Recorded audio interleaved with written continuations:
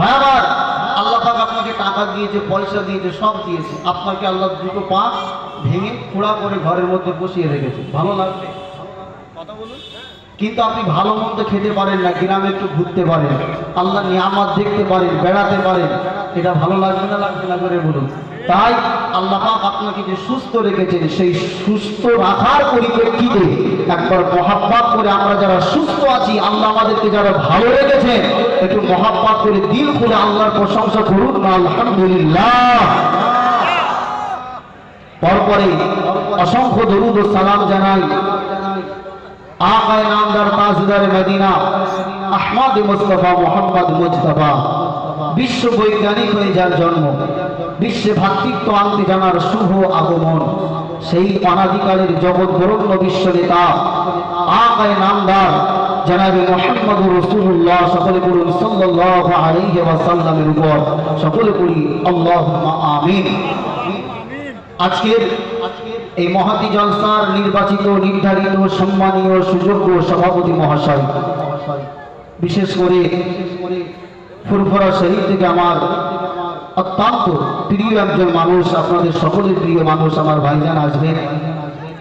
সম্মুখে ভূমিষ্ঠ দিন দরদ, ইসলাম দরদি, বয়োজ্যেষ্ঠ মুরব্বী আমার বাবাজিরা, সমবয়স্ক আমার যুবক জোয়ান নওজোয়ান তরুণীরা, পর্দার অন্তরালে অবস্থিতা, ধার্মিকা, সালেহা, সম্মানিতা আমার আম্মা জান ও বোনেরা, প্রত্যেককেই আমি অধম গুনাহগার মোহাম্মদ রফিকুল ইসলাম জাফারি অন্তরের স্থল থেকে হৃদয় নিংড়ানো ভালোবাসা এবং মোবারকবাদ জানিয়ে আমি আমার তেলাওয়াতকৃত আয়াতকে কেন্দ্র করে আমি আমার সংক্ষিপ্ত বক্তব্য শেষ করব ইনশাআল্লাহ।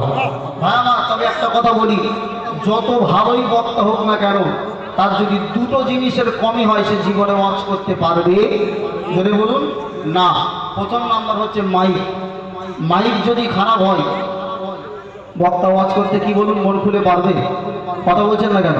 পারবে না। তো মাশাআল্লাহ আমার যে ভাই সাউন্ড দিচ্ছেন, ভালো সাউন্ড, মাইক ভালো আছে, শ্রোতাও মাশাআল্লাহ ভালো আছে, তবে শ্রোতাদের একটা ফিডব্যাক, অর্থাৎ আমার কথা যে আপনারা বুঝছেন, আমার কথা যে আপনাদের ভালো লাগছে, তার একটা প্রমাণ নিচে থেকে দিতে হয়। অর্থাৎ শ্রোতাদের যদি ফিডব্যাক ভালো থাকে, তাহলে যে কোনো বক্তা কি করে মন খুলে কথা জেনে বলুন বলতে পারে। তা আপনারা মাশাআল্লাহ এখানে অনেক মানুষ উপস্থিত আছেন, আলহামদুলিল্লাহ। আমি দেখি ভালো লাগছে যে ঈশার নামাজের পর মোটামুটি 8টায় যা জলসা উঠি, আল্লাহর কসম করে বলছি, মানে এই সিজনে যা জলসা 8টায় করেছি, একটা জলসাতে উঠে এইরকম লোক পাইনি। একবার আলহামদুলিল্লাহ বলবেন। চেঁচামেচি করে তারপরে দেখা যাচ্ছে মেহফিলের লোক এসছে, কিন্তু আলহামদুলিল্লাহ আজকে আমার দেখে মনটা ভরে গেল যে আপনাদের এখানে জলসা উঠে 8টায় উঠে একদম প্যান্ডেলে এতগুলো লোক। তো বাবা মার লোক আমার আছে, কিন্তু আপনাদের ভোল্টেজ একেবারে জি পুরো পেন্সিল ব্যাটারি চি করে আওয়াজ করছে। এই আওয়াজ যদি করেন, এই যে দেখেছেন না একটা ওয়াকফ সম্পত্তির বিল পাস করেছে বাবা মা, জানেন? খবর রাখেন? খবরও রাখে না অনেক মুসলমান। ওয়াকফ সম্পত্তি এটা মুসলমান আমার বাপ দাদার রেখে যাওয়া 14 পুরুষের সম্পদ। সেই সম্পদ আজকে আপনার সরকার সেটা নিজের অধীনে করেছে, অর্থাৎ তার যেটা ইচ্ছা সে করতে পারবে। কিন্তু মনে রাখতে হবে, এই ওয়াকফ সম্পত্তি এটা কারোর বাপের সম্পত্তি নয়, এগুলো হচ্ছে আমার বাপ দাদার 14 পুরুষের রেখে যাওয়া মুসলমানদের জন্য নির্দিষ্ট করে মুসলমানের বাচ্চাগুলো যাতে করে উপকৃত হয়, তার কারণে আল্লাহর রাস্তায় ওয়াকফ করে দিয়েছিল। সেই বাপ দাদার রেখে যাওয়া 14 পুরুষের সম্পত্তি আজকে হাতিয়ে নেওয়ার জন্য ঠান্ডা ঘরে বসে বসে, ক্ষমতার আসনে বসে, আজকে তাদের ক্ষমতার বল দেখিয়ে বিল পাস করে সেই ওয়াকফ সম্পত্তি নিজের অধীনে করে নিয়েছেন বাবা মার। কেন জানেন? আজকে মুসলমান আমরা সজাগ নাই বলে, মুসলমান আমরা ঘুমিয়ে পড়েছি বলে আমাদের উপর স্কিম রোলার চালানো হচ্ছে, আমাদেরকে লাঞ্ছিত করা হচ্ছে, বঞ্চিত করা হচ্ছে। কিন্তু মনে রাখবেন মুসলমান, এ জাতি তো লাঠি খাওয়া জাতি ছিল না, এ জাতি তো বঞ্চিত হওয়া জাতি ছিল না, এ জাতি ছিল মানব জাতির মাথার উপরে পরিচালনার দায়িত্ব করা, রাষ্ট্রপ্রধানের দায়িত্ব থাকা মুহাম্মদুর রাসূলুল্লাহ মদিনার মেম্বারে বসে বসে রাষ্ট্র পরিচালনা করে তামাম পৃথিবীর মানুষকে শান্তির বার্তা দিয়েছিলেন। হযরত ওমর দিয়েছিলেন, হযরত আবু বকর হুজুর দিয়েছিলেন, হযরত আলী হুজুর দিয়েছিলেন। সেই সাহাবীদের উত্তরসূরি হিসাবে আজকে মুসলমান আমরা লাঞ্ছিত বঞ্চিত, তার কারণ হলো আল্লাহর বিধান থেকে, আল্লাহর কোরআন থেকে, আল্লাহর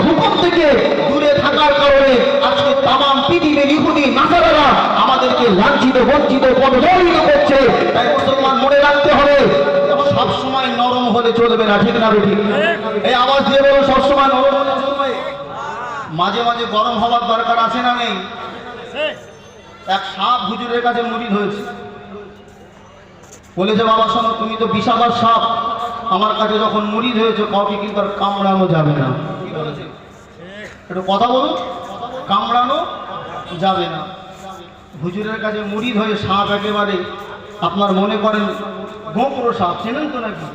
এর তো বিষ টিস নেই, আছে, আর হেলে সাপের তো বিরাট বিষ নাকি? তো একেবারে পীরের হাতে মুড়ি হয়ে গোমরো সাপ বিষাদর সাপ হয়ে গেছে হেলে সাপ, কারোর কিছু বলে না। এক ধান ব্যবসায়ী রাত্রেবেলা ধান ভাবিয়ে নিয়ে বাড়িতে যাচ্ছে, হঠাৎ করে মাঠের মাঝখানে গিয়ে আপনার রাস্তার মাঝখানে গিয়ে ওর বস্তার যে দড়ি ছিল ছিঁড়ে গেছে। এখন রাত্রেবেলা হাতড়াতে সেই রাত্রেবেলা ঠিক ওই সাপ যেখানে ছিল ওই ব্যাটাকে ধরেছে, মনে করছে দড়ি অন্ধকারে, আর ও তো মুড়ি হয়েছে, কামড়াতেও পারছে না। ওকে ভালো করে আষ্টে পিষ্টে বেঁধে বস্তার দড়ি মুখ বেঁধে দিয়ে বাড়ি গেছে, পাঁচড়ের হাড় ভেঙে খুব যন্ত্রণা। কিন্তু যেহেতু কি হয়েছে জোরে বলুন, আরে কথা বলছেন না কেন? কি হয়েছে? মুড়ি হয়েছে, কামড়ানো তো যাবে না, চুপচাপ আছে। পরের দিন সকালবেলা মাজা টাজা খুব দেখিয়ে নিয়ে হুজুরের কাছে বলছে হুজুর আপনার কাছে মুড়ি হয়ে আমার তো ক্ষতি হলো। কেন? দেখেন আমার পাঁচড়ের কি অবস্থা, পুরো বস্তার মুখ বেঁধেছে, কিছু বলতে পারিনি। হুজুর তখন বলেছিল যে তোমাকে আমি কামড়াতে নাই বারণ করেছিলাম, কিন্তু ফোঁস করতে তো আর বারণ করিনি, ঠিক না বেরিক? জোরে বলে একবার তুমি যদি ফোঁস করতে অন্তত বুঝতে পারতো যে আমি কি যন্ত্র। তাই মুসলমান মনে রাখতে হবে সবসময় আক্রমণ না করলে মাঝে মাঝে ফোঁস করে যারা আমাদেরকে আপনার পদদলিত করতে চায়, মাটির সাথে মিশিয়ে দিতে চায়, তাদেরকে জানিয়ে দিতে হবে যে আমরা হযরত আবু বকর, হযরত খালিদ বিন ওয়ালিদের উত্তরসূরি। আমরা যদি একবার জাগ্রত হয়ে আল্লাহর কসম করে বলছি তামাম পৃথিবী রাজ করবে মুসলমান। জোরে বলুন সুবহান, আরো জোরে বলুন। তাই আমাদের ভিতরে ঈমানি পাওয়ার আছে না নেই? কথা বলেন আছে না নেই? কার কার ঈমানি পাওয়ার নেই হাত তোলেন। আপনার নেই? আচ্ছা ঈমানি পাওয়ার কার কার আছে একটু দেখি, হাত তুলে দেখান। শুধু হাত তুললে হবে, একটা প্রমাণ দিতে হবে, তাকবীরের আওয়াজ। রাজি আছেন ইনশাআল্লাহ? একদম আস্তে দেবেন যেন প্যান্ডেলের বাইরে না যায়, তাহলে ব্যাংকের টাকা কিন্তু সব ফুস হয়ে যাবে। একদম আস্তে করে নারাই তাকবীর। শ্রোতা চাঙ্গা আছে মাশাআল্লাহ। তা আপনারা যার লোক আছে, আপনার কি মনে হলো যে আপনারা সবাই 100% আওয়াজ দিয়েছেন? একটা পুরন তাকবীর দেন। কি তাকবীর? কথা বলে না, পুরন তাকবীর, অর্থাৎ যার গলায় যত জোর আছে আল্লাহর নাম যদি জোরে বলে, বলতে গিয়ে যদি গলা কোনো রকম সমস্যা হয়, এর জন্য হয়তো আল্লাহ আপনাকে নাজাতের জারিয়া বানিয়ে দিতে পারে। জোরে বলুন সুবহানাল্লাহ। যার গলায় যত আওয়াজ আছে দম ধরে রাখবেন, আল্লাহ বলে আকবার এগে ছেড়ে দেবেন। আমি দেখবো লাস্ট কার দম থাকে, পুরস্কার ইনশাআল্লাহ একটা দেব। না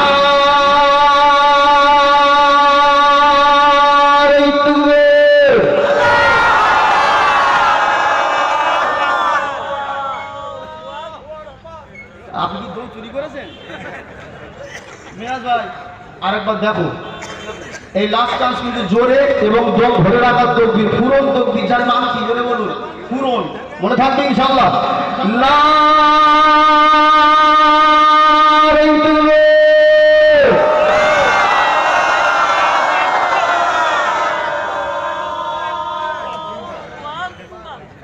বাবু ফার্স্ট, মাশাআল্লাহ। বাবু আপনি কিন্তু স্টেজে নামার পরে আমার সঙ্গে অবশ্যই দেখা করবেন। মাশাআল্লাহ, আপনার দম আল্লাহ দিয়েছেন। আপনি কি মুয়াজ্জিন নাকি? আযান টাযান দেন? হ্যাঁ, ওই জন্য এত সুন্দর করে দিয়েছে। আলহামদুলিল্লাহ। ভাই আমার, আপনাদের তাকবীর দিলাম, কি অসুবিধা হলো নাকি? আপনারা কি রাগ করলেন নাকি? মনে রাখতে হবে, একটা জমিতে চাষ করতে গেলেই কিন্তু গিয়ে দানা ছড়িয়ে দিলে চাষ হয় না, ঠিক না বেঠিক? জোরে বলুন। আগে মাটিকে উর্বর করতে হয়। কথা বলছেন না কেন? তো মাটিকে উর্বর করতে গেলে ট্রাক্টর দিয়ে চষতে হবে, সেই মাটিতে সার দিয়ে আগে মাটিকে সুন্দর করতে হবে, তারপরে দানা ফেলুন, দেখবেন যেটাই দেবেন আমার আল্লাহ চাইলে সেটা হবে, ঠিক না বেঠিক? তা আপনাদেরকে একটু ঠিক করে নিলাম। আপনারা কি কষ্ট পেলেন নাকি? আলোচনা হবে না হবে না? এই জোরে বলুন, হবে না হবে না? আলোচনা শুনতে রাজি আছেন তো নাকি? ভাই আমার, যে মাসটা চলছে এই মাসের নাম কি জোরে বলুন? শাবান মাস।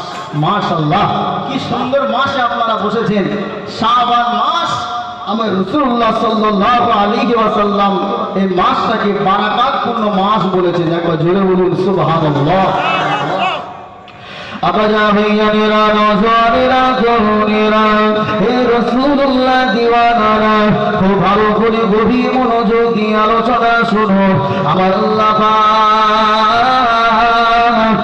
আল্লাহ তাআলা কুরআনুল কারীমের ভিতরে জানিয়ে দিয়েছেন, বিসমিল্লাহির রহমানির রহিম, কুল ইয়া ইবাদিয়াল্লাযীনা আসরাফু আলা আনফুসিহিম লা তাকনাতু মির রাহমাতিল্লাহ ইন্নাল্লাহা ইয়াগফিরুয যুনুবা জামিআ ইন্নাহু হুয়াল গফুরুর রহিম।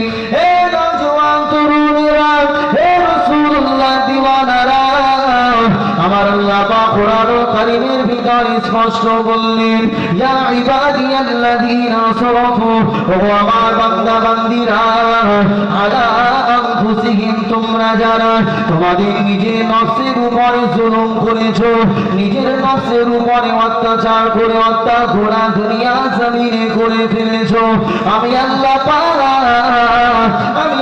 তাআলা তোমাদিগকে জানিয়ে দিলাম, লা তাকনাতু মির রাহমাতিল্লাহ।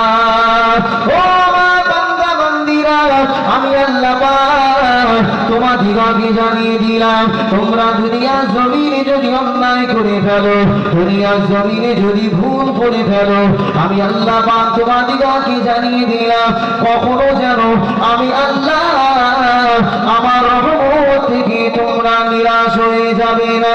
ইন্নাল্লাহা ইয়াগফিরুয যুনুবা জামিআ, কেননা আল্লাহ তাআলা অবশ্যই তোমাদের জীবনের সমস্ত গুনাহ খাতাকে আমার আল্লাহ মাফ করে দিয়ে থাকে। ইন্নাহু হুয়াল গফুরুর রহিম, অবশ্যই অবশ্যই আল্লাহ তাআলা তিনি ক্ষমাশীল, তিনি রহমানুর রহিম, দয়ালু। এ নওজওয়ানেরা, এ রাসূলুল্লাহ দিওয়ানারা, আমার আল্লাহ এই আয়াতের ভিতরে বান্দার মনে আমার আল্লাহ আশা জাগিয়েছে। দুনিয়া জমিনে যারা গুনাহ করে করে পাহাড় পাহাড় পাহাড় পাহাড় সমতুল্য গুনাহ করে ফেলেছে, যারা মনে করে আমাদের জীবনের গুনাহগুলো আর কোনোদিন ক্ষমা হবে না, আমাদের জীবনের গুনাহগুলো আর কোনোদিন মাফ হবে না, আমার আল্লাহ পাক ওই সমস্ত বান্দাদেরকে মনে তাসাল্লি দিয়েছে, সান্ত্বনা দিয়েছে। ও আমার বান্দা বান্দীরা, মনে রেখে দাও, আমি আল্লাহ তোমাদিগকে জানিয়ে দিলাম, লা তাকনাতু মির রাহমাতিল্লাহ। ও বান্দা, গুনাহ করার পরে তোমরা যেন আমি আল্লাহ পাক আমার রহমত থেকে নিরাশ হয়ে যাবে না। আমি আল্লাহ তোমাদের জীবনের সমস্ত পাপ রাশিগুলো আমি আল্লাহ ক্ষমা করে দিয়ে থাকি। জোরে বলুন সুবহানাল্লাহ। হে নওজওয়ান তরুণেরা, হে রাসূলুল্লাহ দিওয়ানারা, আমার আল্লাহ পাক রব্বুল আলামিন বান্দা বান্দি জীবনের গুনাহ খাতাকে তো মাফ করে দেন, এটা কুরআনুল কারীম থেকে সাবিত হয়ে যায়। আমার রাসূলুল্লাহ হাদিস শরীফের ভিতরে স্পষ্ট জানিয়ে দিয়েছে, ও আমার উম্মাতানিরা, ও আমার সাহাবায়ে কেরামেরা, শুনে রাখো, জেনে রাখো, আমার আল্লাহ পাক রব্বুল আলামিন তিনি দয়াবান, মেহেরবান।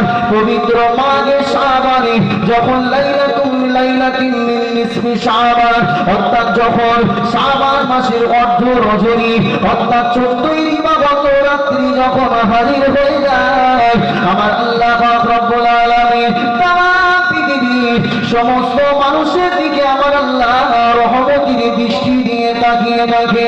হে নওজওয়ান তরুণেরা, হে রাসূলুল্লাহ দিওয়ানারা, আমার আল্লাহ এই পবিত্র মাঘে শাবানের আপনার অর্ধ রজনীতে, অর্থাৎ 14ই দিবাগত রাত্রিতে আমার আল্লাহ পাক বান্দাদের দিকে আমার আল্লাহ খাস নজরে তাকায়, এবং আমার আল্লাহ পাক রব্বুল আলামিন দুনিয়ার জমিনে যত গুনাহগার রয়েছে তাদের সকলের জীবনের গুনাহ খাতাগুলোকে আমার আল্লাহ মাফ করে দিয়ে থাকেন।